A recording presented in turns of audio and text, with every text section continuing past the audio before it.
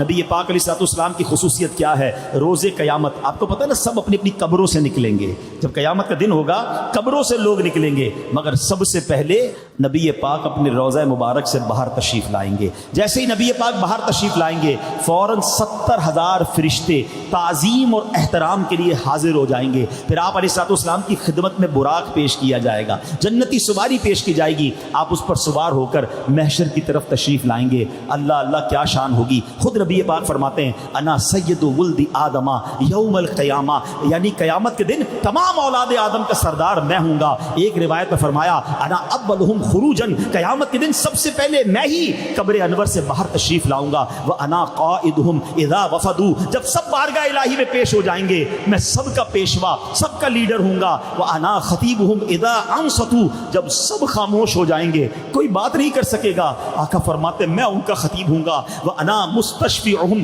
اذا حبسوا، جب انہیں روک لیا جائے گا حساب کتاب شروع نہیں ہو رہا ہوگا میں ان کی شفاعت فرماؤں گا. وانا مبشرہم اذا ایسوا، جب سب مایوس ہو جائیں گے میں انہیں خوشخبری سناؤں گا. الکرامۃ والمفاتیح یومئذ بیدی، اس دن بزرگی اور عزت بھی میری ہوگی اور جنت کی چابیاں بھی میرے ہاتھ میں ہوں گی. وَأَنَا أَكْرَمُ وَلَدِ آدَمَ عَلَىٰ رَبِّي، اور میرے رب کریم کی بارگاہ میں تمام اولاد آدم سے بڑھ کر عزت بھی میری ہی ہوگی. اور فرمایا اس روز 1000 خادم میرے ارد گرد ہوں گے، یوں لگے گا گویا بکھرے ہوئے سفید چمکدار موتی ہیں. حدیث پاک میں فرمایا بِيَدِي لِوَاءُ الْحَمْدِ، قیامت کے دن حمد کا پرچم میرے ہاتھ میں ہوگا. تحت آدم فمن دونہ، حضرت آدم علیہ السلام اور ان کی اولاد ساری مخلوق جو ہے میرے پرچم کے نیچے ہوگی. اللہ اکبر. وہ قیامت کا ہولناک دن جب یہ زمین تانبے کی زمین سے بدل دی جائے گی، جہنم قریب کر دی جائے گی، سورج 10 سالوں میں جتنی گرمی برساتا ہے اتنی گرمی اس میں جمع کر دی جائے گی اور سروں کے بالکل قریب کر دیا جائے گا. رب قہار بھی غضب فرمائے گا، لوگ پسینے میں بھیگ رہے ہوں گے.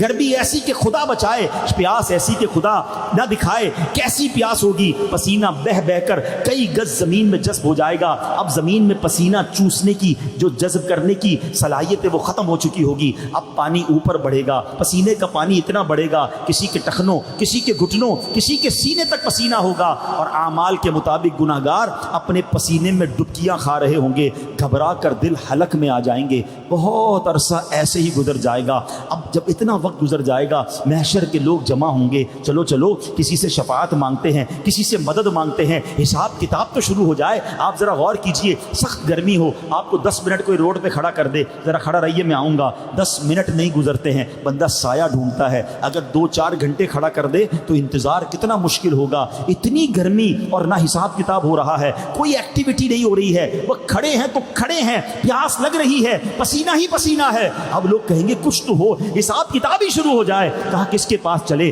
اہل محشر مشورہ کریں گے کہ چلو حضرت آدم علیہ السلام کے پاس چلتے ہیں، آپ کو رب نے سب سے پہلا انسان بنایا. سب وہاں جائیں گے، کہیں گے یا ابل بشر، آپ ہمارے والد ہیں، آپ ہماری شفاعت فرمائیے. حضرت آدم کیا کہیں گے؟ نفسی نفسی اذهبوا الی غیری، کسی اور کے پاس جاؤ، آج رب نے ایسا غضب فرمایا ہے پہلے کبھی نہیں فرمایا، میں تمہاری کوئی مدد نہیں کر سکتا. اب یہ محشر جو ہے ڈھونڈتے ڈھونڈتے حضرت نوح علیہ السلام کے پاس جائیں گے اور کہیں گے حضور آپ ہماری مدد فرمائیں. کہیں گے اذهبوا الی غیری، کسی اور کے پاس جاؤ، میں آج تمہاری شفاعت نہیں کر سکتا. حضرت ابراہیم خلیل اللہ کے پاس جائیں گے، وہاں سے بھی یہی جواب ملے گا. حضرت موسیٰ کے پاس جائیں گے، وہاں سے بھی یہی جواب ملے گا.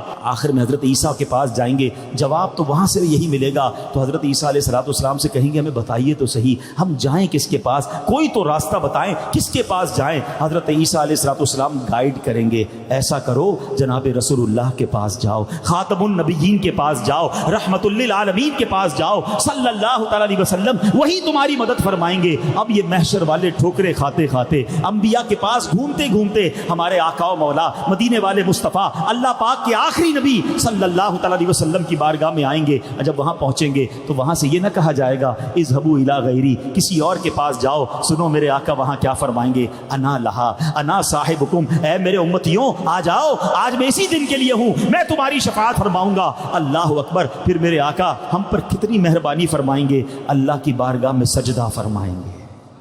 کیسا تاریخی سجدہ ہوگا، طویل سجدہ ہوگا. آئے ہائے اللہ کو اپنے حبیب سے پیار کیسا ہے. سجدے میں ہم جائیں تو کوئی اٹھاتا تو نہیں ہے نا. نبی پاک قیامت کے دن سجدہ کریں گے, رب کی طرف سے فرمان ہوگا ارفع راسک یا محمد, اے پیارے محبوب اپنا سر مبارک اٹھائیے, اپنا سر اٹھائیے, آپ فرمائیے, آپ بات کیجئے, آپ کی بات سنی جائے گی. سل تعطا, آپ مانگیے عطا کیا جائے گا.